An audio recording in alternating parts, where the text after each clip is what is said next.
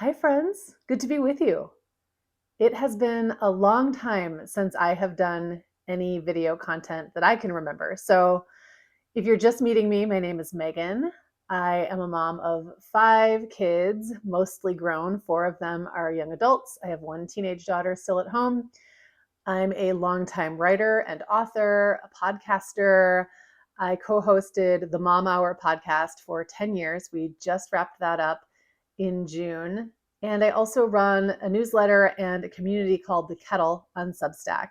And now I am on YouTube. I'm really excited about this. It's something I've wanted to do for some time. And I'm going to talk a little bit in this video about my decision to start publishing on YouTube, but really more about what I'm hoping to bring to this community and the content that I'm creating for you. So if you've been following my work for a while, you might remember that in 2020, I started a podcast called Mother of Reinvention. At that time, I still had 3 kids at home, but 2 were in high school, and I was in my early 40s, had gone through a lot of changes in my life, had gotten divorced and moved a couple of times, kind of had shaken up my career a little bit. I felt like I was in this stage of reinvention or transition and wasn't really seeing a lot of content out there at the time that was specifically aimed at women in midlife. And what I did see tended to be more about, like makeup and hair and skincare and fashion, which is all great. But it wasn't kind of the angle I was going for. I really wanted to talk about what that transition can look like when your life is stepping from one thing to another. Well, pretty quickly after I launched that podcast, things really changed. And suddenly everyone was talking about menopause and midlife and perimenopause. And that was really great. And I found myself really diving into a lot of those conversations myself. But what I also noticed was that they tended to be very physical. A lot of conversations about hormones and hormone replacement therapy, a lot of conversations about strength training and nutrition and whether or not fasting was right and all of these things. And while I was curious about those things enough that I did delve into those topics a little bit in my podcast, it really wasn't what I was going for. What I really wanted was to tap into this collective wisdom, the wisdom of people who are alive today and are maybe a little older than me and have something, to share about that. And also the wisdom from our past, from our ancestors, and what they might have been able to teach us about living well in midlife, particularly women, what it's like to live well as a woman in midlife. And so I started to kind of back away from the midlife and perimenopause content because I just wasn't sure where I fit in this landscape. I knew I didn't want to be talking about reinventing myself for the rest of my life. I had met somebody, we were dating seriously, we got engaged, we got married. So my life wasn't in this constant transitional period anymore. I really felt like I was settling in. And at the same time, I was wanting to go a little deeper than where I felt like a lot of the conversation online was going. Midlife is about way more than just menopause. That is like one day. That is literally the day you are a year out from your last period. And whenever you get to that and whatever bumps you hit along the way, that journey at some point is kind of behind you. And then you've got the rest of your life ahead of you.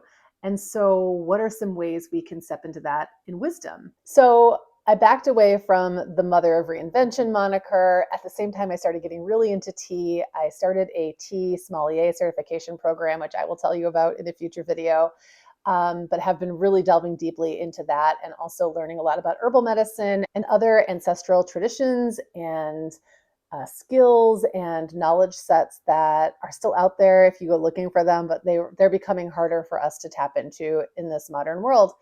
And after a little experimentation, I finally settled on the kettle. I love the imagery of a kettle. I love what it symbolizes. To me, it feels like you come in, you sit down at the table, and there's somebody there who's pouring you a hot drink. Maybe it's your best friend, maybe it's your aunt or your grandmother, whoever it is, it's this person who wants to spend time with you and wants to connect with you. And that's really what I felt like a kettle symbolized. So a year ago, I renamed my podcast The Kettle. I renamed my Substack, The Kettle. That's at meganfrancis.substack.com. But I didn't really change too much what I was writing or talking about at first. I was kind of just figuring out where I was going. At the same time, I had a book coming out. So I released a book in May called The Last Parenting Book You'll Ever Read: How We Let Our Kids Go and Embrace What's Next. And that's really about this emotional journey from this arms full stage of active parenting to what I'm calling the hands-free stage, which is when your kids are just not as needy anymore and they're leaving and starting their own lives. And what are you going to do with the freedom and the space that opens up for you? So I was still very much kind of straddling the worlds of talking about motherhood and parenting and all of those things, while also sort of trying to shift myself into this new place. I have realized that transitions are very difficult for me. I love a new start. I love a new project, but getting from the thing that I was doing that was working to the new thing that I want to be doing always feels like a slog for me. And I used to get really down on myself about that. What I kind of came to realize is that that's just part of the process. It reminds me a little bit, and I've talked about this before, about the year my daughter went to kindergarten. And finally, for the first time in 16 years as a mother, all of my children were out of the house all day from, whatever it was, 8:30 till 3 o'clock or something like that. And in the weeks leading up to sending her off to school, I thought, I am just going to have so much time. I'm going to be able to accomplish so much. But then I'd drop her off and I would just kind of sit there and be like, well, now what? Now what do I do? And it wasn't until the spring of that first year of her being in school and all the kids being out of the house that Sarah and I launched the Mom Hour podcast, which went on to be a 10-year project, a very successful 10-year project that I got so much personal satisfaction out of and really helped my family financially when I really needed it.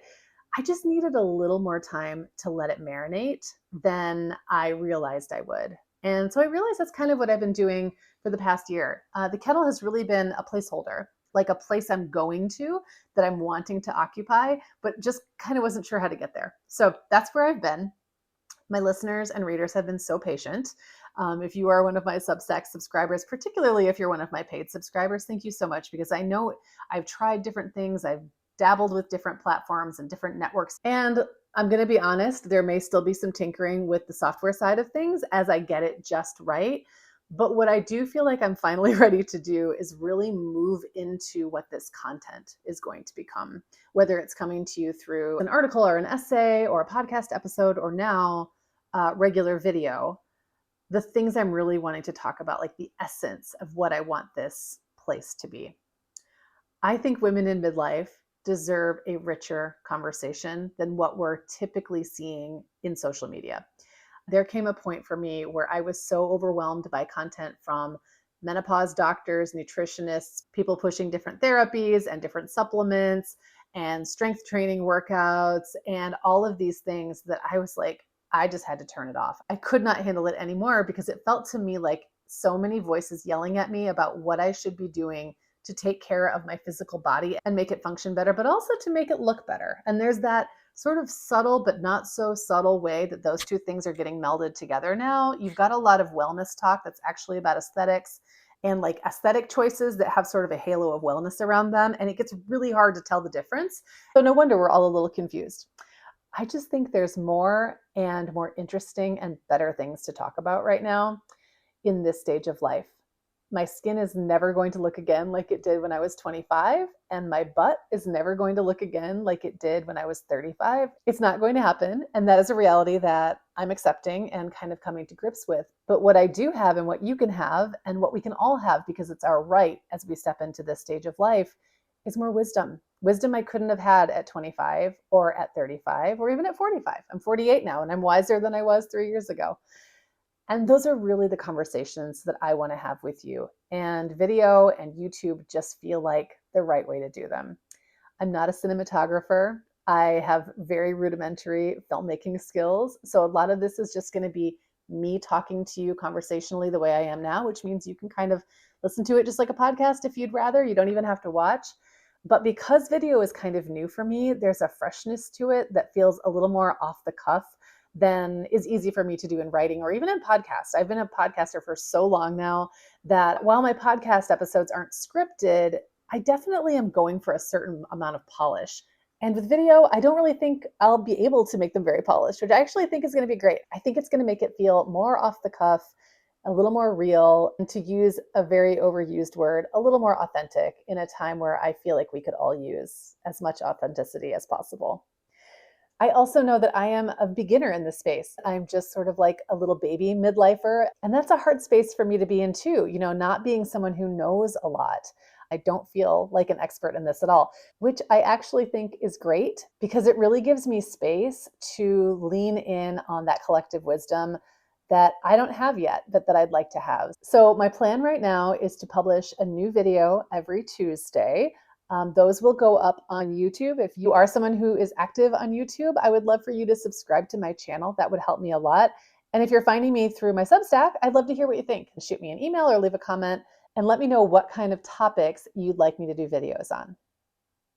If you are a paying subscriber to my Substack, you will get a new podcast episode on the first. And otherwise, I'll see you on YouTube again next Tuesday. Thanks, friends. Looking forward to talking to you then.